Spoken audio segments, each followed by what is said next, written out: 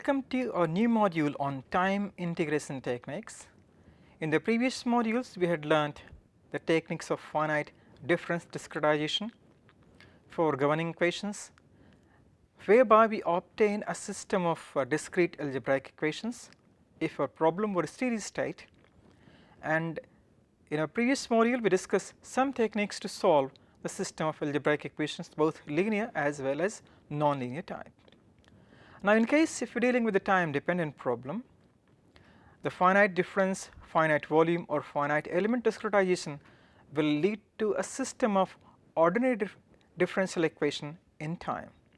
So, now we need some numerical techniques to integrate that system of ordinary differential equation, what we popularly call as initial value problems. So, this is what would be the focus of our module 5 on time integration techniques. Now, remember there is plenty of literature available.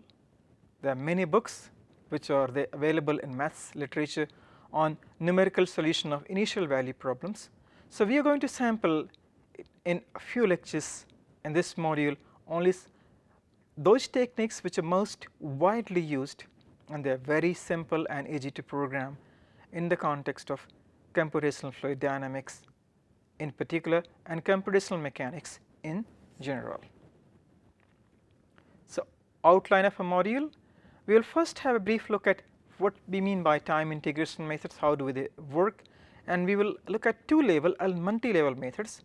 Two-level methods are the ones which involve or which try to obtain the solution in terms of the function values at two time levels, and multi-level method would involve function values at many time instants in the context of first order initial value problems. And then we will have a look at wider class of methods which are known as predictor corrector method, and Runge-Kutta method happens to be a part of it, which is also very popular. And these methods, they require only one initial condition.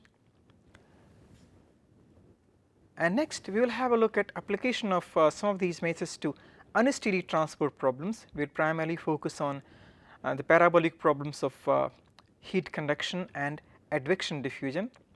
The later problem is a representative of our Navier-Stokes equation as well, a simplified version of that. So, this is why we are going to focus on application of explicit as well as implicit time integration techniques to these two class of problems, and would analyze the behavior of few popular time integration schemes. Now, we would focus exclusively on first order initial value problems. The reason is very simple. A second order initial value problems, if we encounter for certain cases, they can be easily converted into a system of first order initial value problems. That's the reason our focus would primarily be on first order initial value problems. So, now we will start with the first lecture in which we are going to focus on two-level and multi-level methods for first order initial value problems. Okay. Now, this is specific nature, the time coordinate has got a spatial nature. In contrast to our space coordinates x, y and z, which can extend in both the directions from say negative x axis to positive x axis, and similarly negative x axis to positive y axis and so on. When we deal with time dependent problems, we know what the solution at a given instant, what we call at initial instant, which can be called t is equal to 0, that is known to us. We know the state of our system at time t is equal to 0, or let us call it t0 if you prefer to, and we want to find out what will happen to the system in future. So, we are primarily interested in only one direction, that is the direction of influence is only in future. And this specific nature of time coordinates that allows us to construct a very efficient class of schemes. And in fact, all the methods which we would look at, all solution methods for an unsteady problem, they will advance in time in a step by step, or what we call marching manner, starting from a given initial data. Our approach would be very simple. Let us say, suppose we have got t is equal to t0, that is where we know the solution. We will take a small time increment, try and frame an algorithm using which we can find out now what solution at time t is equal to t0 plus delta t. Now, once we know the solution at t0 plus delta t, that becomes our new initial condition, and then we can use the same algorithm to obtain the solution at next time step and so on. So, we will proceed what we call a step by step manner, or as if we are marching in a given direction. So, that is the reason why the solution techniques for initial value problems are also referred to as time marching schemes. Now, let us focus on two level methods for first order initial value problems. So, a general initial value problem, what we call generic initial value problem for a scalar phi, in t, small t here denotes our time coordinate. So, d phi t by dt is equal to function. Now, this function f, it is dependent on t as well as phi t. So, this is our initial value problem, d phi by dt is equal to f t comma phi, and we know what is the initial state of the system, that is our function phi at time t is equal to 0 is specified as phi 0.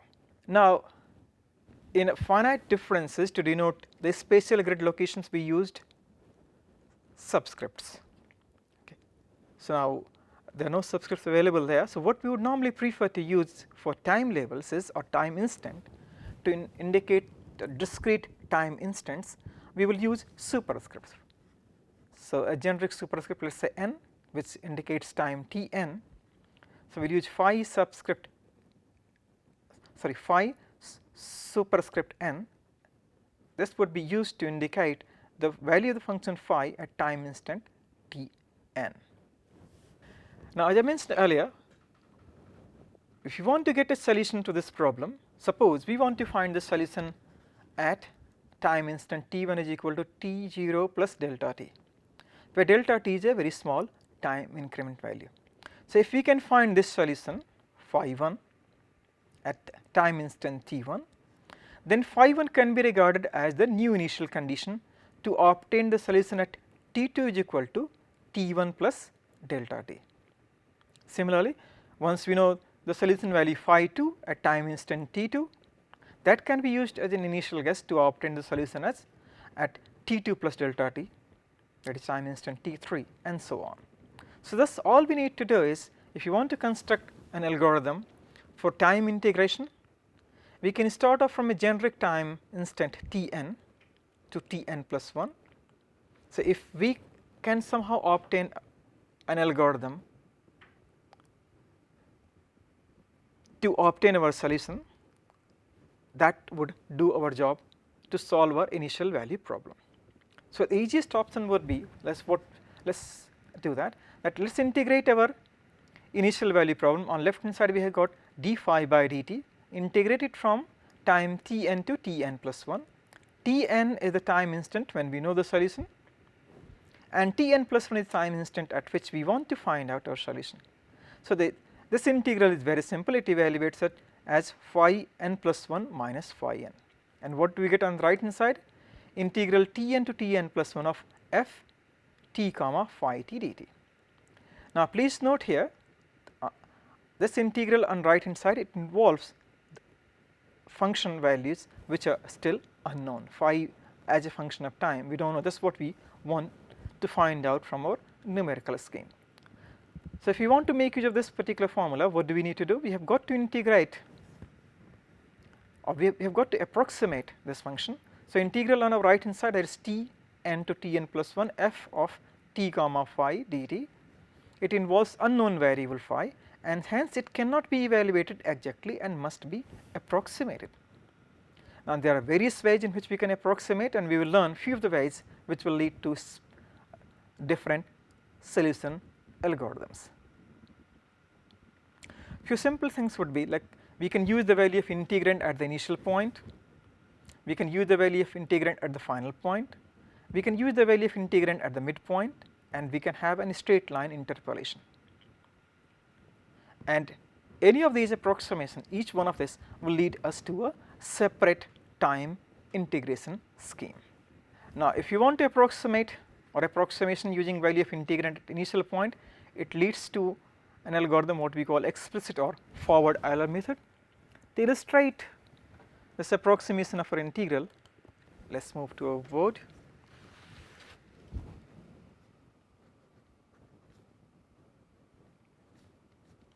So, we are interested in finding out two level time integration schemes.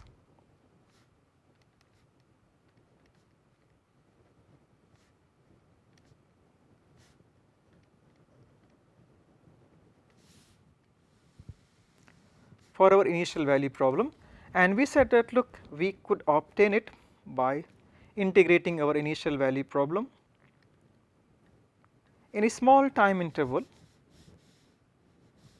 So, if this is our time axis, we will start at time t is equal to 0. Now, suppose we have already advanced up to time instant t n, we want to move on to the next time instant t n plus 1. So, this would be the initial condition at time t n, which we had obtained by using our some approximation or numerical integration scheme. Let us call this time interval as delta t. So, our integration of initial value problem t n to t of n plus 1 d phi by dt, this was our left hand side,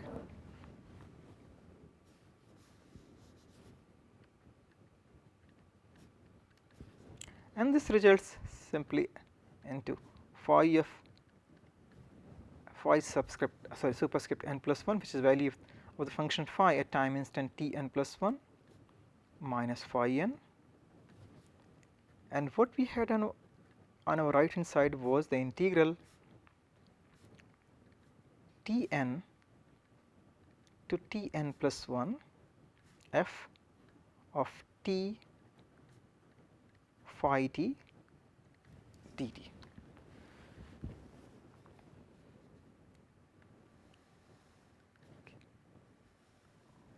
Now, let us draw the graph of this function. So, time axis, so function f of t phi, and suppose this was a generic function. Okay, we want to integrate it between time instants t n and t n plus 1, that is what our right hand side integral stands for. So, basically we are looking at the area under this curve from A to B. So, let us call it A B series. So, the integral on RHS, this is actually area of the shape or the shaded part represented by A B series. So, this is area A B series. So, what are different possible approximations for this area A B series? One approximation could be this.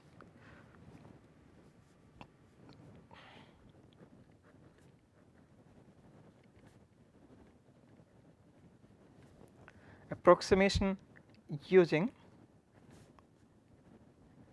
value at A. So, this is also one possible way. Let us read the same diagram again.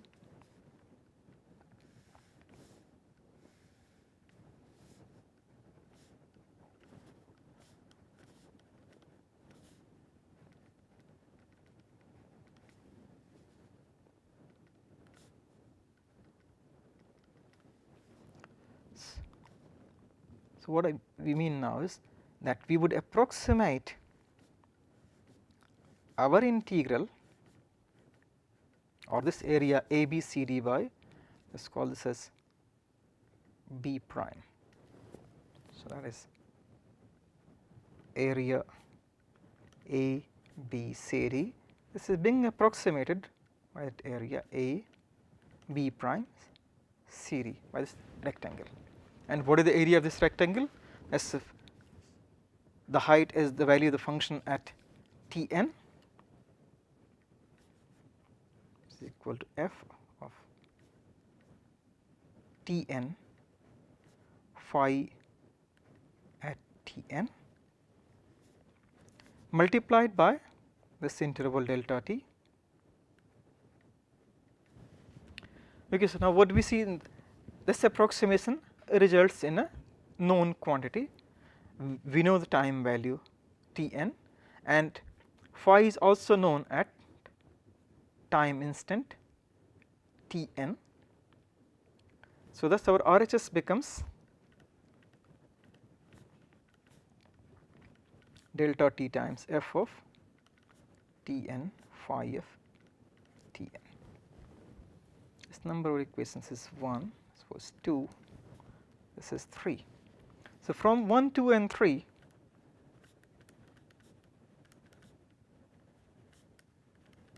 what do we get? Phi of n plus 1 and phi at minus phi at instant n is equal to delta t times f of T n phi at time instant n, or we can rearrange it n plus 1 minus phi at n, sorry, phi of n minus 1 is equal to phi of n plus delta t times f of T n phi of n. So now this method is what we call is an explicit scheme. Why we call it explicit? Because each term on the right hand side is known. Phi at n, that is known, delta t is known, and our function f can be evaluated. Now since phi n is known, both the arguments of this function are known, so f is known at T n phi n. So that's why if we can evaluate this, the right hand side can be evaluated easily, that will give us some number, and that can be assigned to phi n plus 1, which becomes the value function phi at time instant T n plus 1. Now this method is called forward Euler scheme.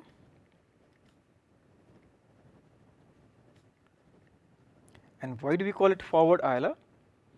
That can become clear if we go back to our differential equation. Let's have a look at it, our initial value problem. Our initial value problem, that was given as d phi by dt of f of t phi. Now let us use a forward difference scheme. We are at Tn, and the next grid point is Tn plus 1. So can we obtain now the value of the derivative at time instant Tn? So d phi by dt at Tn, this can be approximated as phi of at time instant n plus 1 minus phi at time instant n divided by delta t,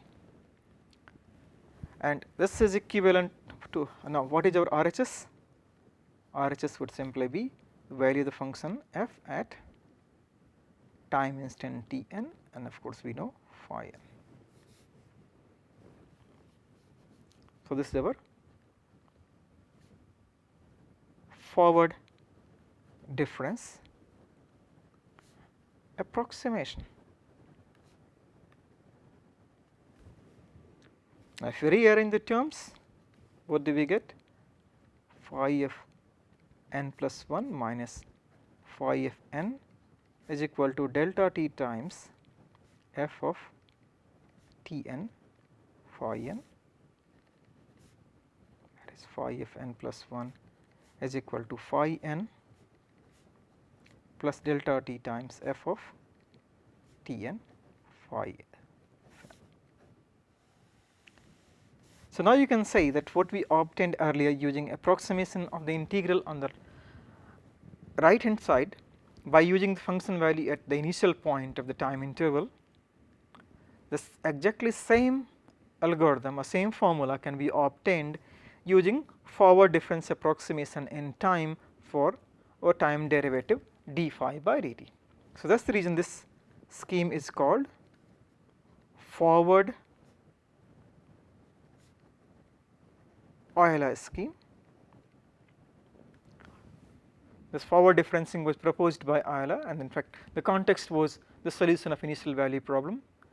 So, that is the reason this scheme is popularly known as forward Euler scheme, and since everything on the right hand side is explicitly known, this is also referred to as explicit Euler scheme.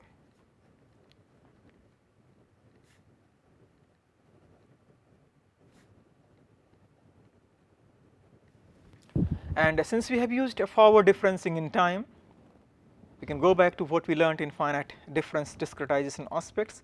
Since first order difference using this function values at 2 points, that is what we used in this particular formula. This forward difference approximation is first order accurate. So, since forward difference approximation is first order accurate,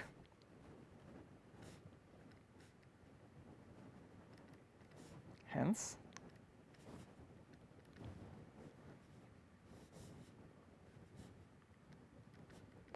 this explicit Euler scheme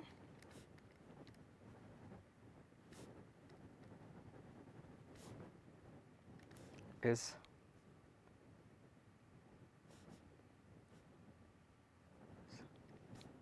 also what we call first order accurate. So, we also got an estimate for the accuracy by switching back to the alternative derivation using finite difference discretization. Okay. So, this is our explicit or forward Euler method. Now, next we can approximate our integral using the value of the function at the final point, and that gives us what we call backward Euler or implicit Euler scheme. Let us get back to our board and see why do we call it a backward Euler scheme and why we use the name implicit scheme.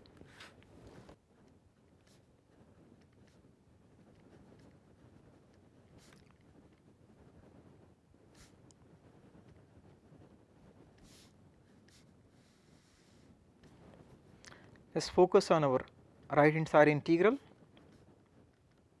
Tn to Tn plus 1 f of t phi t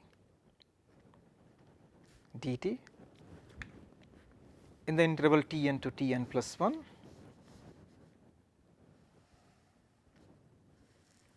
Okay, in our graphical representation,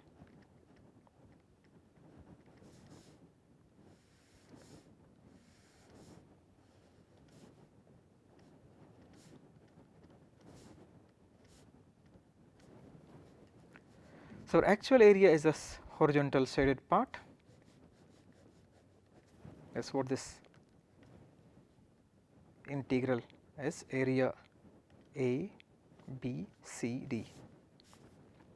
We want to approximate it using the value at point B. So, let us call this as A prime.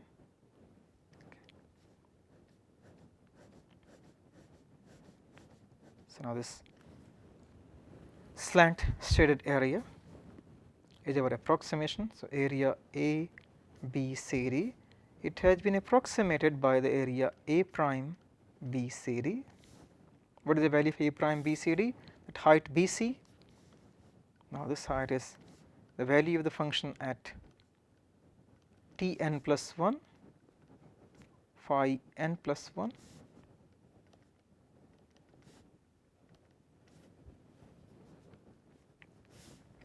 and horizontal axis is delta t. This area is delta t times f of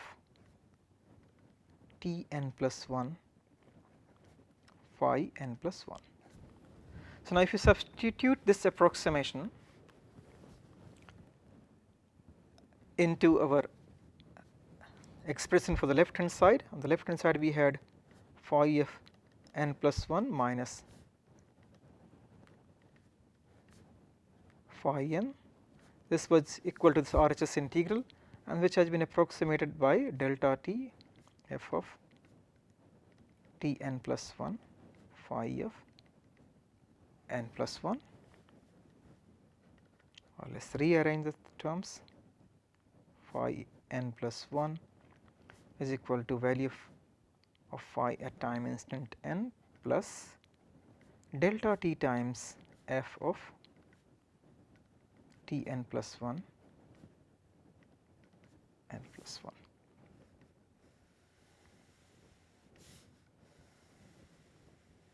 So, now you can clearly see, if you look at the right hand side cannot be evaluated because we have got this phi n plus 1 which is unknown. So, essentially what we have got is, this is an equation in terms of phi n plus 1 which must be solved. This could be a linear equation for a linear problem, it would be a non-linear equation for a non-linear problem. So, we have to solve this equation for phi n plus 1, and that is the reason why we call it as an implicit scheme.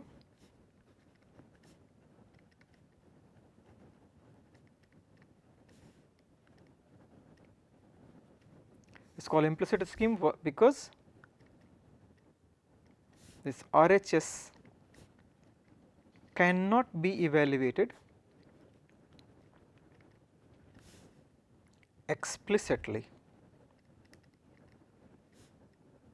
using known data.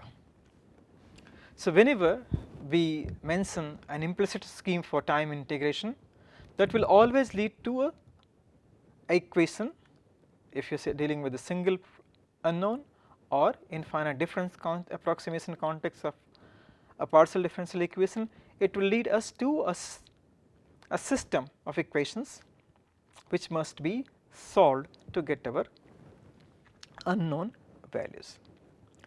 The next thing, let us find out if it has got any connection with the backward differencing or backward difference scheme which is attributed to ALA. So, let us now get back to our time grid. Tn plus 1, and let us get back to our IVP. So, d phi by dt is equal to f t phi. So, if you want to evaluate it at time instant t n plus 1, so d phi by dt at t n plus 1 is equal to f of t n plus 1 and phi n plus 1. Now, let us use backward difference approximation for our derivative d phi by dt, that is, we would obtain the derivative in terms of the function value at t n plus 1 and t n. So, let us use backward difference scheme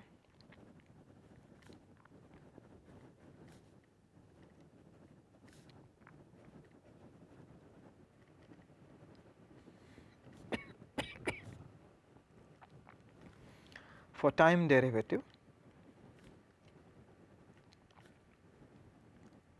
So, if you do that, what do we get? D phi by dt at t n plus 1, this can be approximated as phi at n plus 1 minus phi at time instant n divided by delta t.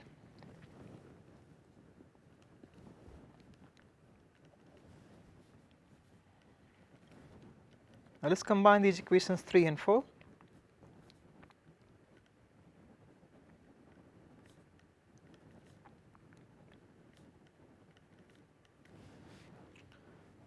So we get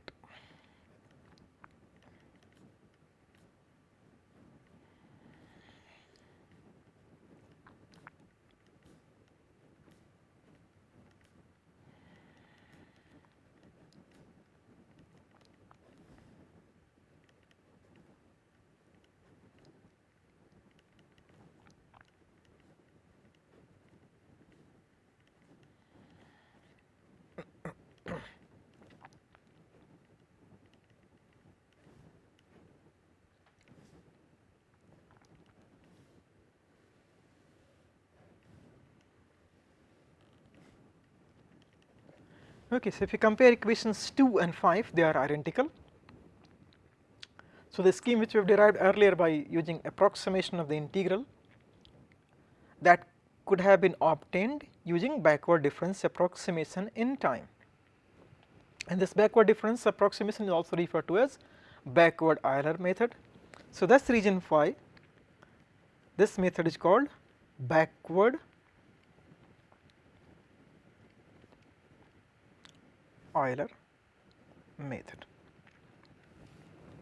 and it is called implicit Euler because the right hand side is only available implicitly in terms of the unknown function value.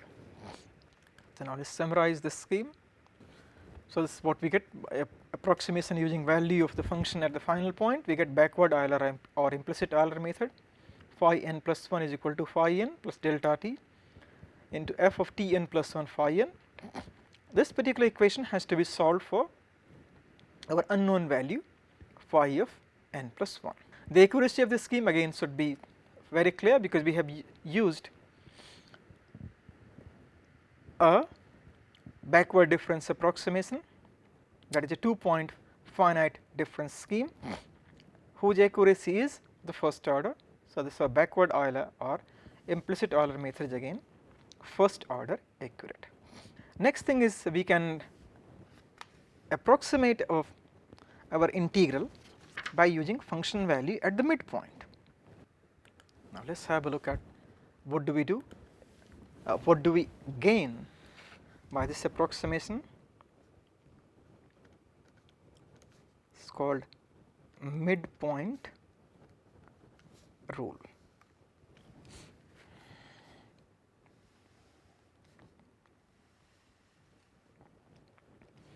Or time axis on f.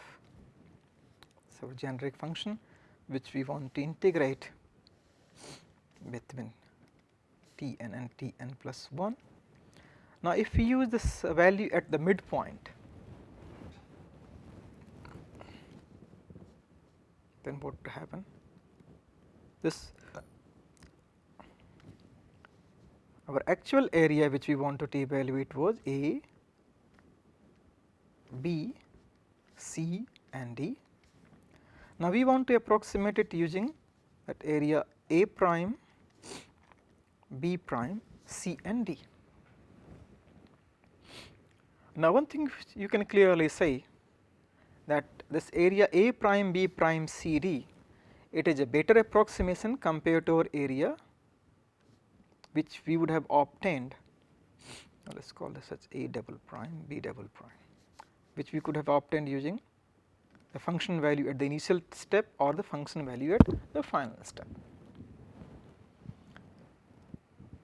So one thing is very clear that if we use the value at the midpoint, that is t n plus half, the approximation of the integral which we get is a lot more accurate than what we would have obtained with the previous two schemes. So this is our approximation. So this is our area A, B, C, D. This has been approximated by area A double prime, B double prime, C and D, which is equal to delta t times value of the function at t n plus half phi n plus half. Substitute it in our original equation. So what we had on the left hand side, we had phi n plus 1 minus phi n, and the right hand side integral becomes now delta t times f of t n plus half phi n plus half, or phi n plus 1 is phi n plus delta t times f at t n plus half phi n plus half.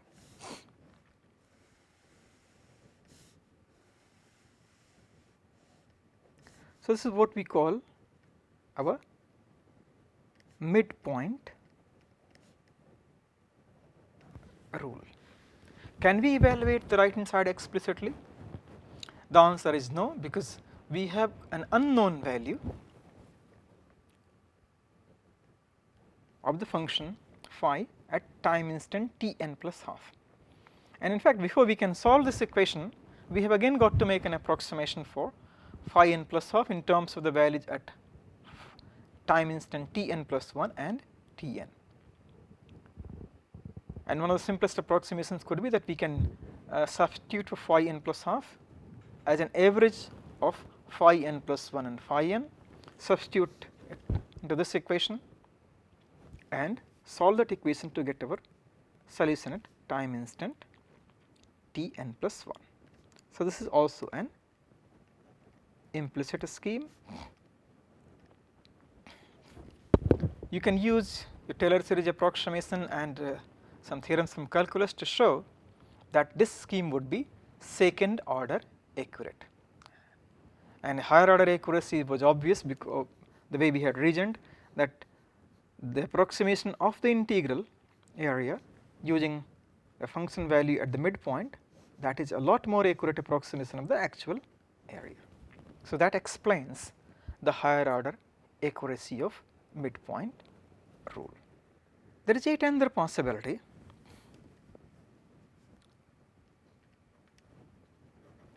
Let us derive what we call as trapezoid rule, that instead of using the values at the midpoint, which actually amounts to using an average of the function values at two extremes, what we can do is let us interpolate the function linearly. That is to say, this curve is approximated by the straight line between points A and B. So, now this A, B, C, D, it is now a trapezium, and now we can find out what would be the area of this trapezium.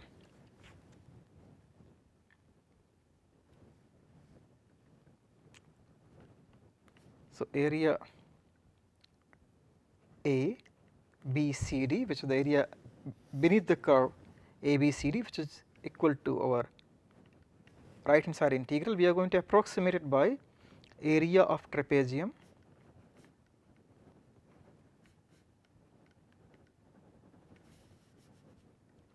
A, B, C, D. Area of trapezium is very simple, it's the sum of two parallel sides multiplied by the distance between the two sides, which is half of AD plus BC into CD, or in terms of our notation function f, and this is t, tn plus 1. So, our AD is the function value at time instant tn, CD is delta t. So, we get delta t by 2. For AD we can write f at tn phi n plus f at tn plus 1 phi n plus 1. Substitute this approximation for the right hand side integral into our initial formula which we had by integrating our initial value problem. So, we get phi n plus 1 minus phi n is equal to delta t by 2 f t n phi n plus f of Tn plus 1 phi n plus 1. Rearrange the terms, we get the formal algorithm. Phi n plus 1 is equal to phi n plus delta t by 2 f at Tn phi n plus f of Tn plus 1 phi n plus 1.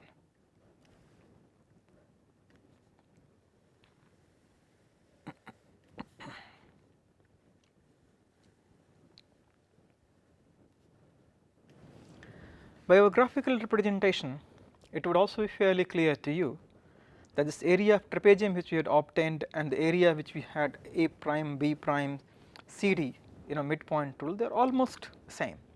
So, this trapezoid rule and the midpoint rule, they give us the solution of almost same order of accuracy. So, this scheme or trapezoid rule, this is also formally what we call second order accurate.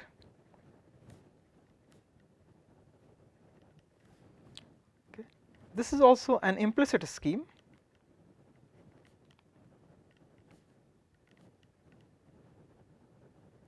because what you see on the right hand side, we have got unknown function values phi n plus 1 involved. So, this is essentially an equation which ought to be solved for phi n plus 1. Phi n plus 1 does not become available directly, because the right hand side cannot be evaluated explicitly. So, this is also an implicit scheme.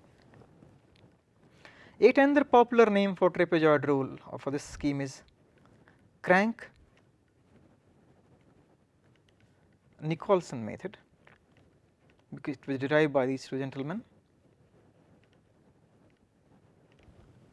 and used in the context of solving initial value problem. So, this method is also known as Crank-Nicolson method. Okay, this is what we had: approximation using straight line interpolation. It gives us our trapezoid rule or the Crank-Nicolson method. Phi n plus 1 is equal to phi n delta t by 2 f t n comma phi n plus f t n plus 1 comma phi n plus 1. Now, if you see on the right hand side, what do we get here? This bracketed term, this f t n comma phi n plus f of t n plus 1 phi n plus 1 divided by 2. This basically represents an average of the function over this time interval. So, it is also possible for us to generalize this scheme by using a separate weight. Instead of giving equal weight to the function value, like in this case we have given equal weight to the function value at time Tn and Tn plus 1. If you give an unequal weight by using a separate weighting function, we get a generalized formula, and we will call it, this popularly known as theta method. So, generalized scheme, it is called theta method. Theta is basically the weight which can be obtained using a weighted average value for the approximation of the integral. So, what we had done is this integral was approximated as delta t times within brackets theta times the function value at time instant n plus 1 plus 1 minus theta times function value at time instant Tn. Okay. So, this gives us our generalized scheme called theta method. Phi n plus 1 is equal to phi n plus delta t times theta times f of Tn plus half comma phi n plus half plus 1 minus theta f Tn phi n. So, for a non-zero value of theta, this scheme, this generalized method would also be an implicit method. Now, if you choose theta is equal to 0, that is we have given full weight to the function value f at the old time instant Tn. So, this theta method reduces to your forward Euler method.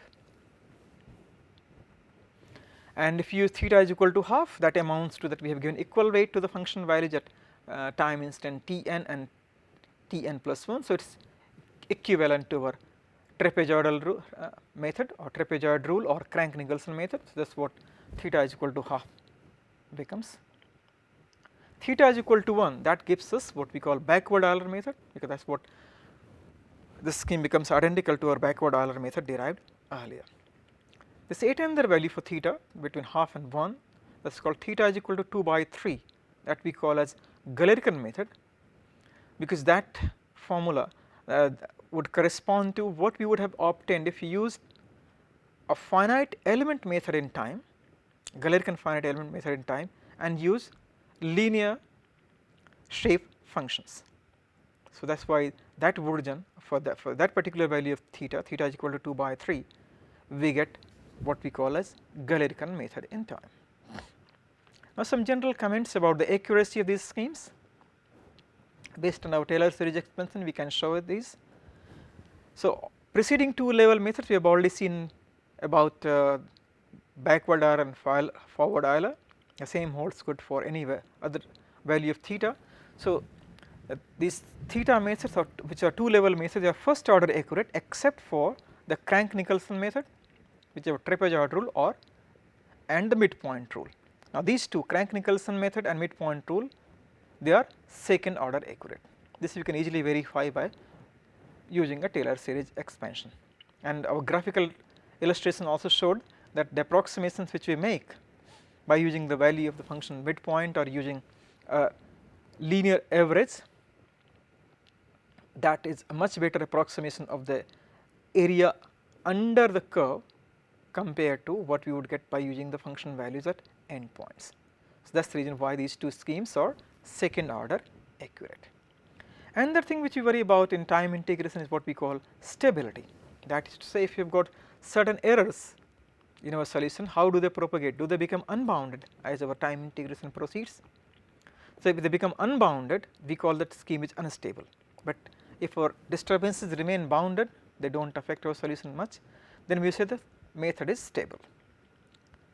Now I will just make some observations without putting a formal proof. Forward Euler method is only conditionally stable. We will derive later on when we apply it to a diffusion problem that what is the stability condition, that condition is related to the value of the time step. So there is some restriction on the time step is larger than a certain value, or forward Euler method can become unstable.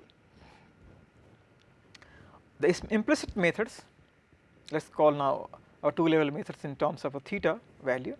So all the implicit method that which will correspond to theta is equal to non-zero.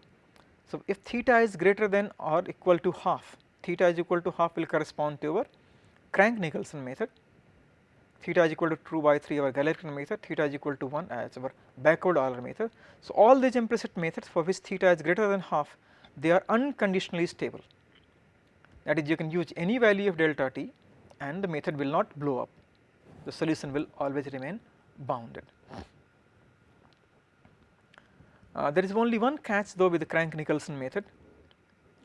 With fairly large values of delta t, the solution will remain bounded, but there are some oscillations which might be numerical oscillations which might be introduced in our solution. So the implicit Euler method, which is unconditionally stable, it has got a beautiful property, though it is first order accurate, it tends to produce smooth solutions even with large values of delta t, and hence this method is preferred for obtaining steady state solutions as well as for non-linear problems where stability is a prime concern. Now some comment about computational aspects. Now these explicit methods, they are very easy to program because we have a simple formula, right hand side can be evaluated in terms of known values. So that is why they require very little memory and very little computational time per step, but remember the explicit method is unstable for large delta t. So now this observation we are making in the context of our forward Euler method, but similar observations hold good for higher order explicit methods which we will see later on. Implicit methods are much more stable, but they require an iterative solution or at least solution of a linear system for a linear problem at each time step. So that is the disadvantage of implicit methods. So in CFD we will see later on when we come to Navier-Stokes equations, explicit methods are used where we require very fine tolerance on accuracy, we want very time accurate solutions. So, their accuracy requirements will force us to use very small value of delta t, and that would make that would satisfy what we call the stability conditions. In that case we can go for explicit methods, but if you want to solve a problem which does not vary with time, or we want to find out what is the steady state solution, so in that case explicit methods are too restrictive. So, we will go for implicit methods, use pretty large time step to quickly arrive at this steady state solutions. So, now we have done with the 2 level methods, and the next, if you want to improve the accuracy further, we can go for what we call multi-point methods. It is very similar to the way we saw in our finite difference approximations, that using 2 points we can get at the most second order accuracy with central difference approximations. If you want higher order accuracy, we have got to use the function values at more number of spatial points or more number of grid points. The same holds good in our time integration as well. If you want to obtain the time integration schemes of higher order, we should use the values of the function at multiple time instants, and that is what leads to what we call multi-point time integration methods. And this aspect we will now consider, we will consider multi-point methods in the next lecture.